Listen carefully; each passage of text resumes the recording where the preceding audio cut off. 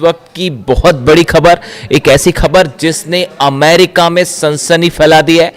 Pentagon, white house हैरान है, America के डिफेंस एक्सपर्ट्स घबराए हुए हैं और उसकी वजह यह है, खबरों के मुताबिक चीन के 16 मिलिट्री कार्गो एयरक्राफ्ट तेहरान में लैंड कर चुके हैं, तेहरान पहुंचे हैं। देखिए बहुत बड़ी खबर है ये। जो हालात इस समय चल रहे हैं उसके बीच में अगर चीन के 16 मिलिट्री कार्गो एयरक्राफ्ट जो हैं वो ईरान पहुंचते हैं तो आप इसका मतलब समझ जाइए। देखिए डील की जो बातें हैं, चर्चाएं हैं, डोनाल्ड ट्रंप की तरफ से अलग अलग दावे हो रहे हैं। क्या कोई चर्चा होगी, क्या बात होगी, पाकिस्तान में होगी, कहाँ होगी, मैं ये सब बातों में जाना ही नहीं चाहता। मैं इस चक्कर में पड़ना नहीं चाहता। इसका हिसाब डोनाल्ड ट्रंप को लगाने दीजिए, क्योंकि ये सब डील वील जो है इनका नतीजा जीरो है। यही बात अली खामेनी साहब ने कही थी और यही बात मैं भी मान के चलता हूँ। ये डील वील से कुछ बात चर्चा से होना नहीं है। जब डोनाल्ड ट्रंप पिटने लगते हैं तो वो डील करने लगते हैं, हाँ बातचीत चल रही है ये कहने लगते हैं, वो अलग बात है, उसको छोड़ दीजिए। लेकिन देखिए जो इंपॉर्टेंट खबर है वो ये, पहले मैं इसको पढ़ के बताऊं जो खबरें छपी हुई हैं सब जगह।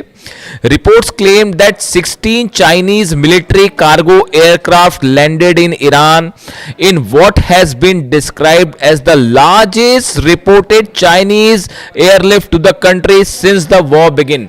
जब से ये जंग शुरू हुई है ईरान और अमेरिका की, उसके बाद से सबसे बड़ा कंसाइनमेंट जो है वो तेहरान ईरान पहुंचाया गया है। 16 मिलिट्री कार्गो जेट्स चाइना के वो पहुंचने की खबर है तेहरान में।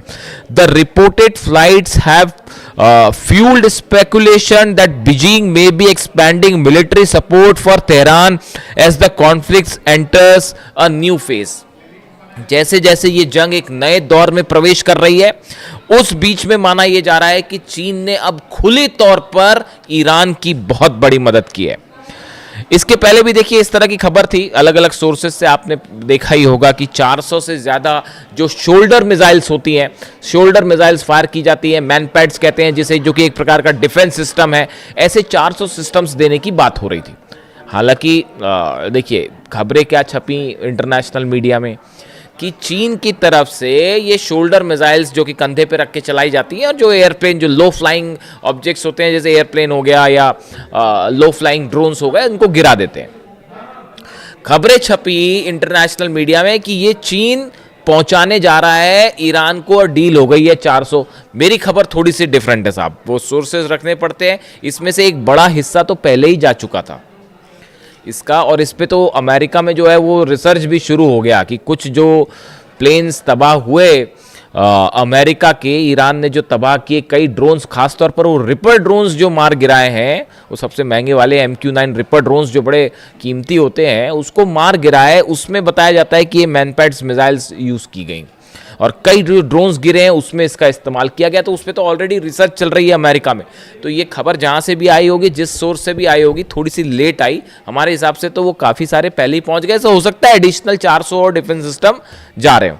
लेकिन ये जो 16 मिलिट्री कार्गो जेट्स पहुँचने की खबर है, इसके दो एस्पेक्ट हैं। पहला एस्पेक्ट तो ये समझिए कि चीन ने बड़ी हथियारों की मदद शुरू कर दी है। इसमें मिसाइल्स भी हो सकती हैं, और अगर मिसाइल्स नहीं हैं तो मिसाइल बनाने का सामान है, वो मटेरियल है सॉलिड फ्यूल। देखिए इसी को लेकर जो है बंदर अब्बास में हमले हुए थे। बंदर अब्बास में बताया जा रहा था कि कार्गो शिप्स जो हैं चाइना के, वो वहाँ पर पहुँचे हैं और उसमें जो मिसाइल्स ईरान की हैं, इसके लिए जो सॉलिड फ्यूल मटेरियल इस्तेमाल होता है वो पहुंचाया गया चीन से। और इसी को टारगेट करते हुए इजराइल ने बंदर अब्बास पर अटैक किए थे और वहाँ पर आग भी लगी थी। क्या ये 16 जेट से, बड़ा जो सवाल है कि ये जो 16 जेट लैंड किए हैं, इससे क्या चाइना ने एक बड़ा संदेश देने की कोशिश की है डोनाल्ड ट्रंप को और अमेरिका को? देखिए एक तो स्तर पे आप ये सोच सकते हैं कि हथियार सप्लाई किए हैं चाइना ने और वो ईरान की मदद कर रहा है, बड़ी साफ बात है। लेकिन इसके अलावा क्या एक बड़ा संदेश डोनाल्ड ट्रंप को गया है कि अगर आप ईरान पर हमला करते हैं तो उसका नतीजा यह होगा कि चाइना खुले तौर पर ईरान की मदद करेगा। देखिए, ये जंग आपको लगता है देखने में ऐसी हो सकती है कि ये इजराइल वर्सेस ईरान की जंग है मूल रूप से, या फिर अमेरिका वर्सेस ईरान, ऐसा नहीं है। इसके पर्दे के पीछे एक बड़ी जंग चल रही है जो अमेरिका वर्सेस चीन की लड़ाई हो रही है। यहाँ पे वर्चस्व की लड़ाई हो रही है मिडिल ईस्ट में। डोनाल्ड ट्रंप, ईरान, अगर ईरान पे देखिए हमला करने का जो मकसद है ट्रंप का, वो ये है कि अगर ईरान पर कब्जा करते हैं आप, ऐसा होगा नहीं, लेकिन ख्वाब देख रहे हैं डोनाल्ड ट्रंप, तो ख्वाब देखने में क्या जाता है, तो मैं उनके ख्वाब का जिक्र कर रहा हूं जो शायद दिन में भी देखते हैं वो। तो ईरान पर अपना प्रभाव जमा के मिडिल ईस्ट को पूरा कंट्रोल करना चाहता है अमेरिका, ऐसा कई एक्सपर्ट्स का कहना है। उससे होगा ये कि जो ये ऑयल, रशिया का ऑयल हो या चीन का ऑयल हो, वेनेजुएला पर आपने कब्जा करके वहां पर जो है चीन का ऑयल रोक दिया। अब दूसरी कोशिश है कि ईरान से जाने वाला चीन का ऑयल रोक दिया जाए, ताकि इकोनॉमी का जो वर्चस्व की लड़ाई है उसमें अमेरिका जो है वो भारी पड़े और चीन पीछे हो जाए।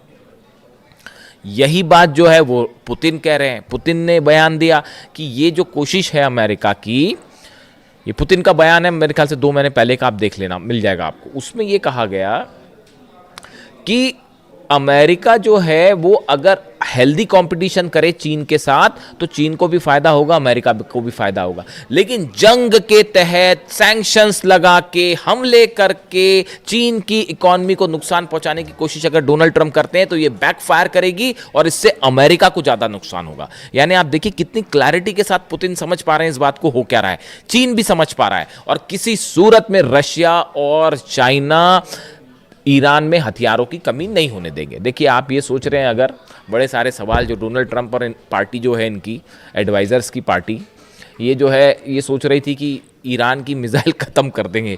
ये 5 महीने तक इनकी कोशिश यही चल रही है कि ईरान की मिसाइल्स ख़त्म कर देंगे, और वो ये सोचते हैं ईरान की मिसाइल ख़त्म हो जाए, और जैसे ही ये सोचते हैं कि अब कम हुई मिसाइल, वो एक्स्ट्रा मिसाइल फायर करने लगता है। वो जॉर्डन में इतने बुरे पिटे हैं साहब, अगले वीडियो में मैं आपको बड़ा खुलासा करूंगा कि अरब देश अब क्या सोच रहे हैं इस पूरे हमले को लेकर। जॉर्डन में ऐसा पीटा है, कुवैत में ऐसा पीटा है, बहरीन में ऐसा पीटा है, सऊदी में भी जैसे हमले हुए हैं, उसके बाद जो है समझ में आ गया इनको कोई मिसाइल विसाइल खत्म नहीं हो रही। खबरें ये हैं कि मिसाइल्स अमेरिका की खत्म हो गई। जनरल डेन केन जो चीफ ऑफ जॉइंट स्टाफ है, ये जो हमले चल रहे थे, डोनाल्ड ट्रंप जो कह रहे थे हम सेकंड वर्ल्ड वॉर के बाद सबसे बड़ा हमला करने वाले हैं, उसका नतीजा क्या होता ये भी डोनाल्ड ट्रंप को बताया गया है। उसका नतीजा ये होता कि नक्शे से कई देश मिट गए होते। आप सोच नहीं सकते कितने बड़े हमले होने वाले थे। ये जो डोनाल्ड ट्रंप अगर ये हमला कर देते, जो ये कह रहे थे कि सेकेंड वर्ल्ड वॉर के बाद सबसे बड़ा हमला होगा, एयरफोर्स 1 में उनसे पूछा गया तो बोले मैं वो हमला करने वाला था जो सेकेंड वर्ल्ड वॉर के बाद सबसे बड़ा हमला होता। और फिर उन्होंने कहा कि जो है वो सऊदी के क्राउन प्रिंस ने मुझे रोका और कतर ने मुझे रोका, और तमाम इन देशों ने जो है मुझसे कहा कि अभी आप हमले मत करिए और बातचीत को एक मौका दीजिए, और हम कोशिश कर रहे हैं कि लोगों की जानें ना जाएं। इस तरह की बात डोनाल्ड ट्रंप कर रहे हैं। 168 बच्चियों की मौत जो है वो दिखाई नहीं दी, है ना। अली खामनी साहब को टारगेट किया, वो दिखाई नहीं दिया। उनको शहीद करने के बाद सोचते हैं कि डील हो जाएगी। कैसे डील हो जाएगी साहब? अभी तो फिलहाल जो मेरे पास खबरें हैं, पुख्ता खबर नहीं है। अभी थोड़ी देर पहले हॉर्मुज में एक जहाज को ठोक दिया ईरान ने, थोड़ी देर पहले की खबर है। अभी धीरे से देखिए आएगी बाहर। धमाकों की खबर आ गई है, तो अब वहां पे कोई दिवाली का बम तो फूटा नहीं होगा, है ना। हॉर्मुज में कोई पटाखे तो चले नहीं होंगे, तो वो धमाके की खबर आई है, तो वो जहाज के करीब धमाके की खबर आई है, वो हलचल है वहां पे, देखते हैं क्या होता है। तो मेरे ख्याल से तो एक जहाज और ठोक दिया है ईरान ने, ये लो।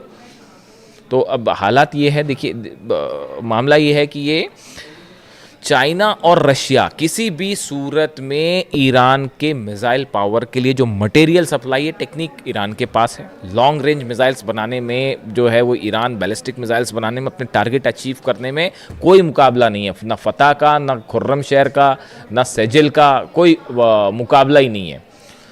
खैबर और खैबर शेकन दोनों वर्जन्स जो है मिसाइल के वो ऐसे हैं कि वो रिसर्च चल रही है कि भैया कैसे क्या इन्होंने क्या ही कर दिया। तो और मटेरियल की जो ज़रूरत है वो मटेरियल चीन और रूस से प्रोवाइड हो जाएगा, जो रडार्स हैं वो भी प्रोवाइड हो जा रहे हैं। तो किसी सूरत में चाइना और रशिया जो है वो ईरान को यहाँ पर सेटबैक नहीं होने देंगे, चाहे कितना बड़ा हमला हो जाए।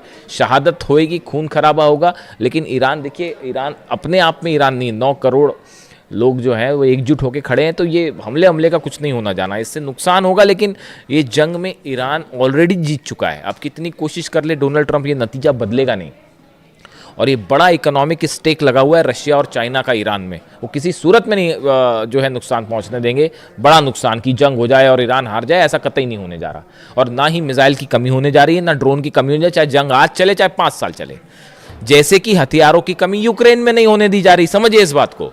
ये बड़ी फैक्चुअल चीजें हैं, मैं आपको बड़ी साइंटिफिक बात बता रहा हूं। यूक्रेन के पास क्या इतने हथियार थे? नहीं। पिछले 5 साल से जंग चल रही है ना, अमेरिका भी हथियार दे रहा है, यूरोप भी हथियार दे रहा है, उनके जम पे लंग हो रही है। जेलेंस्की तो मोहरा है, सिर्फ एक शतरंज का जरा सा पिद्दा सा मोहरा है और कुछ नहीं है। वो ईरान से भिड़ने चढ़े थे और ईरान ऐसी मार मारता कि याद आ जाती फिर नानी। तो हकीकत ये है कि वो जो है, जैसे वो हथियारों की कमी नहीं होने दे रहे, वैसे ना रूस होने देगा, ना चीन ईरान में हथियारों की कमी होने देगा। तो वो दांव फेल हो गया डोनाल्ड ट्रंप का। ये शय और मात का खेल चल रहा है शतरंज पे, और उसमें भारी पड़ जा रहा है ईरान।